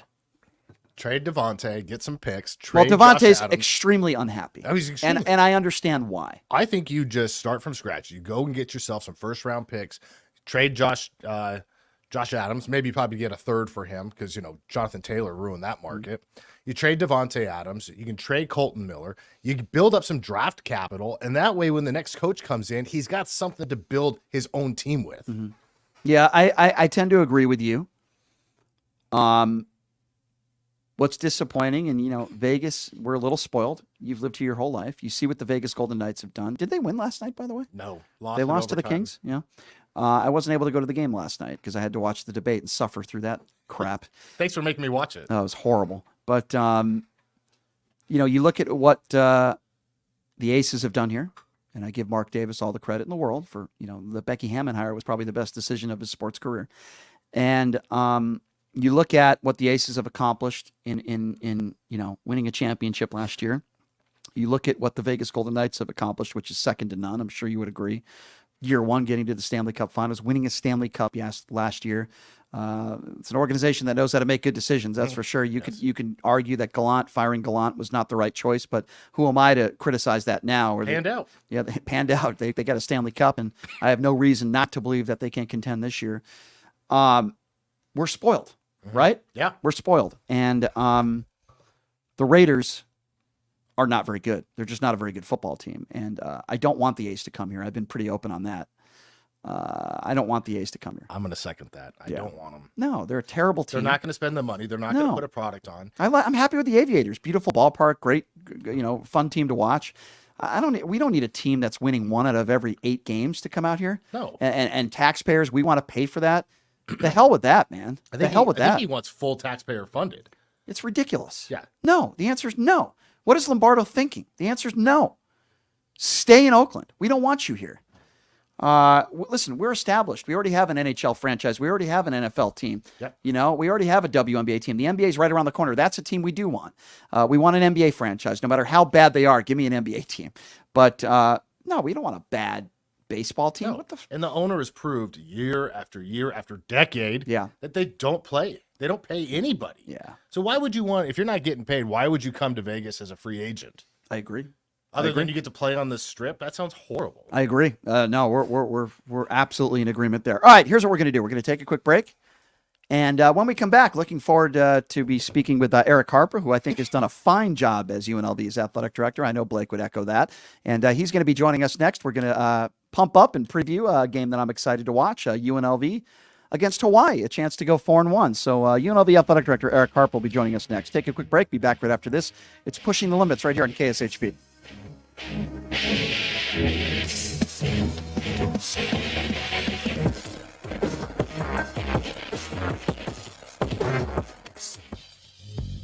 Hey everybody, are you struggling to find a pizza place that reminds you of Brooklyn?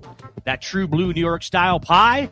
Well, worry no more. Stallone's Italian Eatery Pizza is a knockout. We're located at 467 East Silverado Ranch Boulevard, just off of Brigham Road, half a mile east of South Point Casino, just minutes from the Las Vegas Strip. Come by and grab a slice of pie. Plus, check out our Brooklyn-inspired Italian cuisine. Our sandwiches are super. Hero, that is. Because why be a sub when you can be a hero? Stallone's Italian Eatery is here to serve you phenomenal food, Vegas. Forget about it.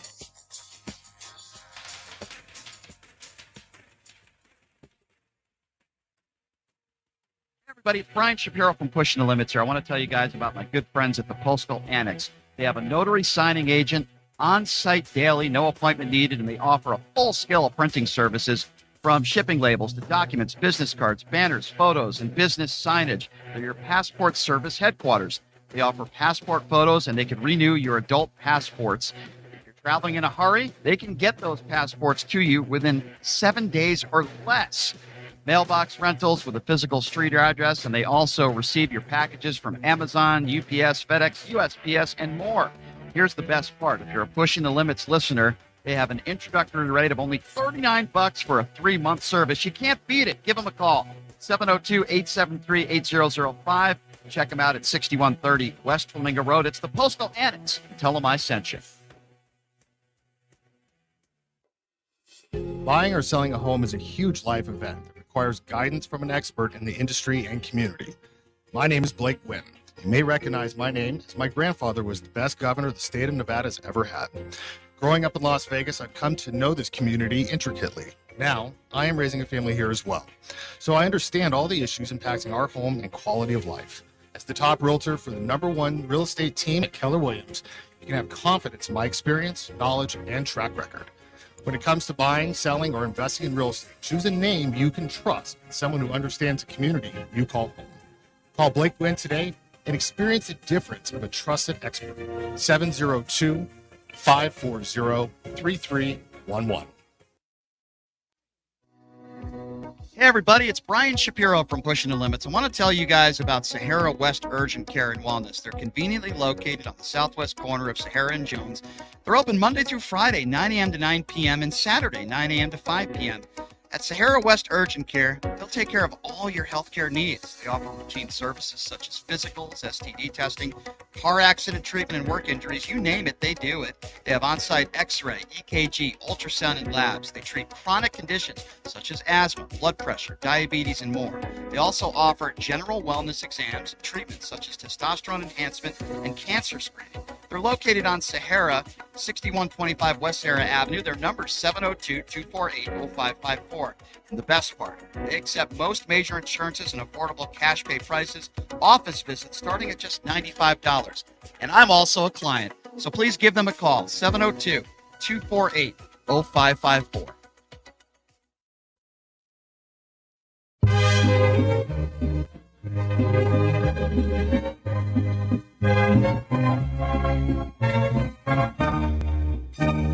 So why are we playing Mexican music coming back at you on a Thursday? I just realized that, Canelo Alvarez is fighting this weekend.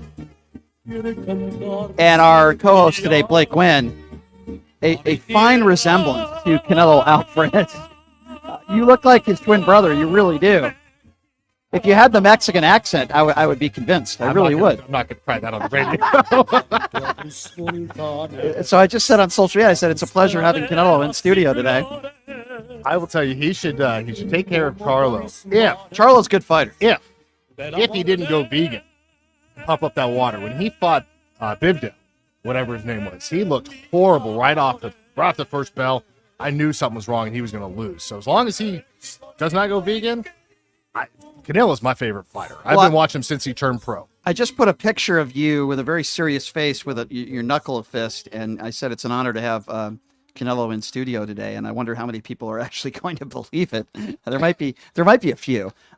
Speaking of which, a couple minutes here, UNLV Athletic Director Erick Harper is going to be joining us, and you being living in Las Vegas your whole life, I'm sure you're pretty happy with what Coach Odom is doing and where UNLV football's at right now. I am so excited. So, born and raised in this town, my grandfather took us to all of the games. He's president of the university. He fired Rolly Massimino. So we have a deep love for UNLV. My stepmother, she actually has her diploma from UNLV signed by my grandfather, which is really cool. And so to see UNLV doing really well is fantastic. It breaks my heart because I went to Reno and, they are just god-awful this year. But seeing UNLV be relevant and finally earning a spot to play in Allegiant Stadium, man, that makes me happy.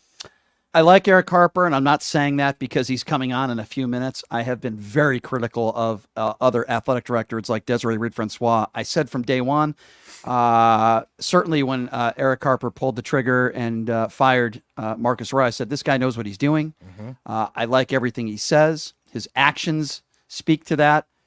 I think this was a great hire. I really do. And I know some people are going to say, well, wait a second. He's only 4 games into Odom's tenure. I'm telling you, the vibe around Odom, the first time I met him, the first time he came on the show, I said, I really like this guy. He recruits locally. He's modest. He's appreciative in front of the media. He likes to speak to the media. And the players like him. And I really like everything Odom has done so far. And I think he's going to change the culture of UNLV football. And again, I commend Erick Harper for making this hire. And now they have a game against Hawaii this weekend where hopefully they go 4-1. Yeah, I'll tell you just a fun story. So when Desiree was leaving town, our real estate team actually sold that house. Oh, really? And it was filthy. Filthy, like in what way? Just like dirty. Ooh. Dirty. And you're talking $1 million plus home. And so it just kind of like reminds me of how her entire tenure at UNLV went. I mean, you look at TJ Alsenberger, didn't want to be here. You look at Marcus Arroyo. I mean, every hire that she made no sense and never panned out. And I'm happy Marcus Arroyo is gone. He was not about the community. He wasn't about local kids. I don't know what the hell he was thinking, but it's almost like he didn't want to be here. And I don't know why, because he'd never been a head coach before. You should have. I can see how you and Odom has, by the way. With Missouri. And in a very difficult conference, but you can see how much he appreciates the position that he's in. And that's what you want when you're an athletic director. Sure, of course you want somebody that's capable, right? You want somebody that is capable of turning a program around and winning and recruiting, but you also want someone that wants to be here, right? You want somebody that appreciates the position that they are in. And Odom's that guy. Yeah. Now, listen, Kevin Kruger's that guy too, right? Kevin really loves UNLV, and he played here, and his family's here. And Kevin's an easy guy to root for. Great guy. But with that being said, and I'm pretty sure that Erick Harper would probably agree with me, it is year 3, and it's time to win. Doesn't mean you have to win the conference. Doesn't even mean you have to make the NCAA tournament, but you have to compete in the conference and give yourself a chance to win. Presentable team. Right. I don't remember the last time, except for maybe when his father was coaching, that stadium was packed, where the student section was roaring. Like, I can't remember a time, because remember back in the day, they used to have like the sound meter, right? It'd be like 130 decibels, and like they used to just like rock that stadium. You get Tark the Shark, doo-doo, like bring that back. Yeah, no, I agree. Listen, people need to support this football team now. I think it's a good product. Certainly good enough to come out to Allegiant Stadium on Saturday and watch them play Hawaii. They are better than Hawaii. They should win this game. They're an 11-point favorite against Hawaii. I love the fact that we have a Las Vegas kid who, at least for now, is the starting QB. Listen, Brumfield is a good player. He's a senior, but I go with the hot hand right now. No matter how healthy Doug is, you got to go with the hot hand. That's my personal opinion. This kid's played well. Yeah, I've had no regrets watching him play. He looks poised, and it's great to see a local leading the team. And that's exactly what Barry Odom wanted with this program. No question. Going into the community and getting them. Yeah, there's absolutely no question. And but this is it's a big game for UNLV this weekend. Of course, as I mentioned Saturday, if memory serves me right, UNLV plays Hawaii at 1 p.m. at Allegiant Stadium. A chance to go 4-1. And it is a pleasure joining us right now on the line, the athletic director at UNLV, who's done a fine job, Erick Harper, joining us right now. Mr. Harper, appreciate you coming on. How are you? I'm good, Brian. How are you doing? Doing great. I appreciate you taking the time, my friend. Before we talk about the game this weekend, I would imagine you must be pretty proud of what UNLV football has accomplished to this point. Get off to a nice start against Bryant. Nice win against Vanderbilt. I'm sure you would agree there. And then you go on the road, and it's never easy to win on the road. They beat UTEP. They competed in the second half against Michigan. And it seems like early in this season, UNLV football off to a nice start. Yeah, Coach Odom and his staff and the players are off to a good start. Excited about what has occurred these first 4 games. Excited about what's moving forward. They're doing things that and they're having fun doing. You know what I see, Eric, is I see also Odom. He's a modest guy. He's appreciative to the media. Players coach. Understands that you're going to be judged on wins and losses. And let's be honest, right? Not every coach has that same attitude. Are those some of the qualities that you saw in Odom before you hired him? Absolutely. You know, I go back to my days of Bill Snyder at Kansas State, and in my conversation with Barry, I saw, even though Barry's never worked for Coach Snyder, I saw a lot of Coach Snyder in Barry and how he conducted himself and how genuine he was and how honest he was about his vision and his mission and how he wanted to move forward with the program. Yeah, no question. We see that every day with him, and I certainly appreciate that about him. Something that I don't think is talked about enough is recruiting locally. Odom talks about it a lot. He's done it. I remember right after you hired him, within a few weeks, he had gone to like 30 different local schools, something that maybe other coaches have not done in the past. I mean, how important is that, and how great is that? It's extremely important. I mean, if you look at it, you know, you just get one, regardless of what city you're in, if you recruit a few kids locally, that only helps your crowd. That helps your fan base, because if they were really good at their high school, they're going to be pulling people along to come to their games that would not normally come to games. So it helps your crowd, but at the same time, it shows that you're invested in the community as a coach, and you're invested in what's going on in higher education at the K through 12 level, in particular, obviously the high school level. But it just shows your commitment to community. No question. And, you know, the game, Vandy, the game that was at home a few weeks ago, maybe you want more people there, but I will say this, the people that were there were very loud, and Odom talked about that. The players talked about the importance of a home field advantage. Are you hoping for that to continue? And obviously we want to get as many people to Allegiant Stadium on Saturday against Hawaii. Absolutely. We need everybody that is capable of coming to Allegiant Stadium on Saturday to watch the Rebels take on Hawaii. We need everybody there. It's really, important to the players when they see the fan base, the place filled and loud, and a little motivation. There was someone from Hawaii that stated that there would be more Hawaii fans in the stands on Saturday than UNLV. So there's a challenge to the UNLV Rebel fans. Don't let Hawaii outnumber us in Allegiant Stadium. We don't want to see the way it looked like when the Pittsburgh Steelers came to town against the Raiders the other day. Iowa State came. Exactly. We don't want to see that, Eric. I wanted to ask you this. If you had to pinpoint, what do you think is the defining or the biggest difference with this football team right now this year as opposed maybe at the same time last year? I don't know that I can pinpoint it on one particular thing, but, just being an old football guy that I am, I see the connectivity with the players and the coaches at a very high level right now. Not to say that they weren't connected last year, but there's a better sense of connection I see right now, from assistant coaches to head coach to first-year players to veteran players.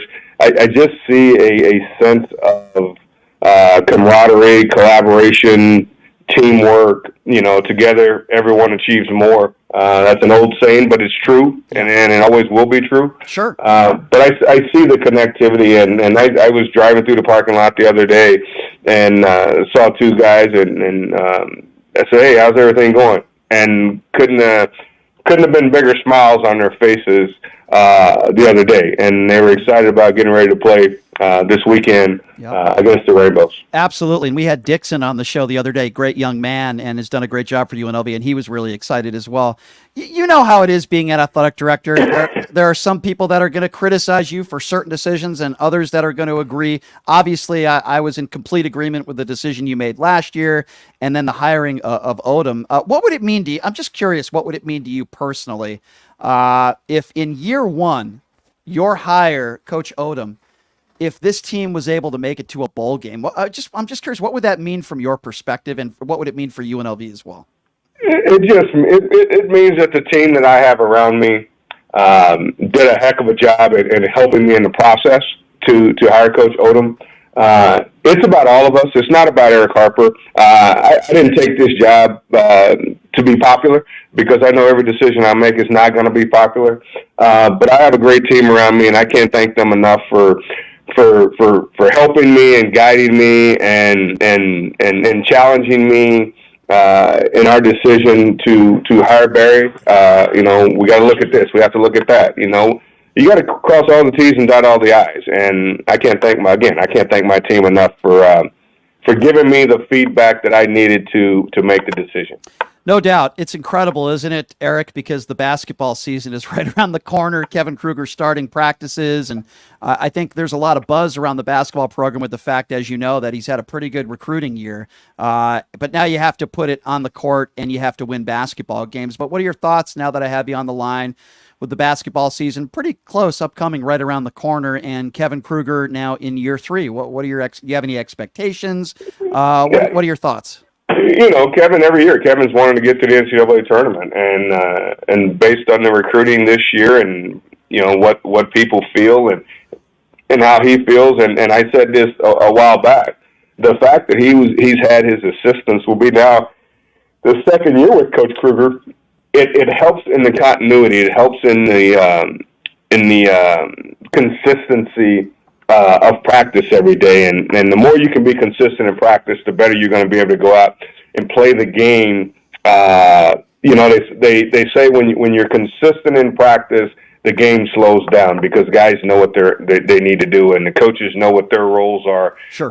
From the first assistant to the third assistant, and how Kevin's going to continue to operate, and he's growing every day as a head coach. And I'm excited about what they're doing. Excited about what they feel like they can get done this year, and the running Rebels are fired up to get the Thomas and Mack excited, filled up. The same way Barry's excited about getting Allegiant filled up this weekend, and I can't go any further without talking about what Lindy LaRocque on the Lady Rebels has done, and two sellouts last year to end the season. at the Cox Pavilion, and what Malia showed you is doing thus far with our volleyball program. Really excited about those two young ladies and what they're doing for our young ladies on the court, and really excited about what Kevin's going to be doing this year as well. No doubt. I mean, LaRock has been unbelievable with what she's turned this program around, and not only turned it around to a really good team, but making the NCAA tournament and winning the Mountain West Conference tournament.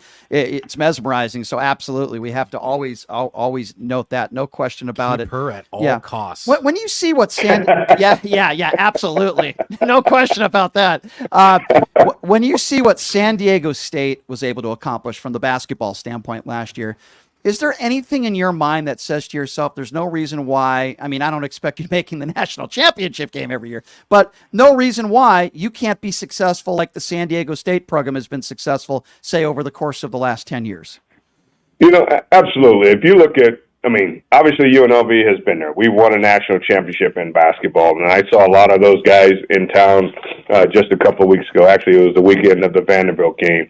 To see that history back here in Las Vegas with Larry Johnson and Stacey Augman and Anderson Hunt, Reggie Theus, to see that history back in Las Vegas was absolutely astonishing, and very proud to be a Rebel to be able to have a conversation with those guys. And what San Diego State's done is remarkable, but you know what, they've done it with consistency in the coaching staff. They've done it with consistency in who they recruited. They've done it with consistency in how they play. So, you know, that's why I see Kevin working towards the consistency in coaching staff, consistency in how they play. You know, they're going to play great defense, and just excited about what we can do, you know, similar to what San Diego State has done. And you know what? Why not us? Why not us go make that run? Why not us? Sure. No, I agree with you 100%. Eric, this would be my final question, and I want to commend you because Anderson Hunt's a friend of mine, and I know you can't control what you can't control when you're not the guy in charge. Now you are, and you're retiring Anderson Hunt's jersey. Great guy, MVP of the championship team, and you and your staff made the decision to honor him by retiring his jersey, which I commend you for doing. And I just think it's so important to treat these former Rebel players the way they deserve to be treated, and you've done that. Can you just talk about the importance of that? And I know Anderson was kind of choked up when he called me and he said, "Hey man, they're retiring my jersey." And it was just, you know, Anderson, I'm good friends with Anderson, and I know how much he appreciates you and being able to be around the program and go to practices. I just thought it was so great that you did that. I don't know why it's taken this long, but we can only control what we control now. And you made a great decision. Can you just talk a little bit about that? Well, it really starts with the coaches. The coaches have to be open to former players returning and being around, and that's where it starts. And the conversations that I have, it's, I go back to my days of Kansas State again with Bill Snyder, and how open he was to former players, how open he was to even what was a bad history when Bill Snyder got there as it relates to futility U at Kansas State. Right. But to be able to have an Anderson Hunt and be able to text Anderson periodically, he probably texts me more than I text him. But it's really awesome to have been on the outside watching Anderson play, watching the Running Rebels play back then, and winning a national championship was pretty remarkable. I had the pleasure of being at Kansas State with Mitch Richmond when he played at Kansas State, and we made it to the Elite Eight. But to watch what the Rebels did with Anderson and Larry and Stacy and Greg Anthony, who I saw this summer as well, it's just those guys need to feel and know that they are part of the history of UNLV. They are part of the history of UNLV, and it's just, they need to feel it. They need to know it. They need to know that they're loved, they're cared about, and they put UNLV on the map when it comes to Running Rebel basketball. No doubt. I commend you for doing this. I know how much Anderson appreciates it, and the fans do as well. Eric, please keep up the great work. I always appreciate it when you take the time to join us, and we will see you at Allegiant Stadium on Saturday and hopefully be talking about another UNLV football victory. Eric, appreciate the time, my friend. Thank you so much. Awesome. Sounds great. Thanks, Mike. Appreciate it. That's Erick Harper doing a fine job. Really like him a lot. Yeah. Like Coach Odom a lot. Like his decision making, and I like you a lot too, Blake Guinn. So Blake. Yes. We're going to go to Arizona Charlie's today and play some poker, right? I'm going to pick up my daughter, drop her off at the house, and I'm heading down there. Should be down there about 4 o'clock If you want to come down and just network and just meet us, we'll be there about 4. Come, enjoy a good time. It's a great cause, and we're helping out the sick kids. Be there. Arizona Charlie's 4:30. Cards are in the air at 5:30. Arizona Charlie's Decatur for charity. Come out and meet Blake, meet myself. Paul McKeskey's going to be there with his wife and other special guests. We'll see you there. Thanks for being here, Blake. Thank and we will see you tomorrow, folks. Have a great day.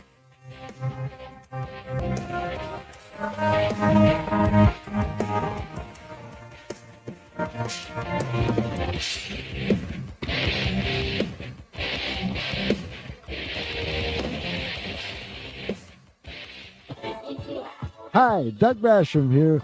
Join me Monday through Friday from 11 a.m. to 12 noon right here on KSHP AM 1400, 107.1 FM, and on major social media sites. As always, I'll tell you what your conservative, corporate-controlled, right-wing propaganda hate media isn't. You're welcome. That's Monday through Friday, 11 a.m. to 12 noon, right here on KSHP. Beat it! There's plenty of things to do in LA, but nothing can compare to a day at Raging Waters Los Angeles. With 60 beautifully landscaped acres of slides and attractions,